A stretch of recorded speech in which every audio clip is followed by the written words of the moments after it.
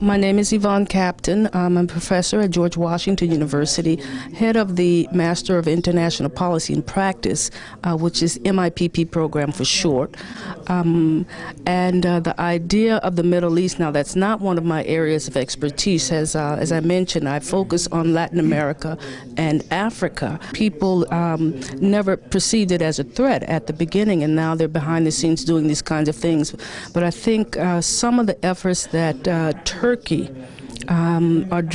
Turkey's doing, like, for example, I do know about the Rumi Awards here in Washington, D.C. area, but in the country itself, some of the outreach that you're doing to communities beyond the Muslim world, I think that's going to be key, but also maybe within Muslim communities themselves around the world. For Turkey to sort of show how it's possible for different communities to live together. To me, that's going to be key. At the same time, just like we in the United States, we do have our problems. My whole argument here today, cultural diplomacy begins at home, is about the idea of getting our act together behind the scenes, not necessarily out in public.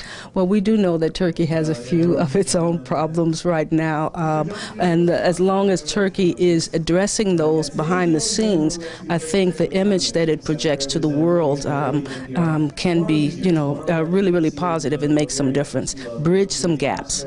Education is the key. Exactly. I think, here in the United States, often we have not known about radical Islam simply because it was not within our country that things were happening. The strife was happening abroad, but particularly since 9/11 took place, we are more aware, unfortunately.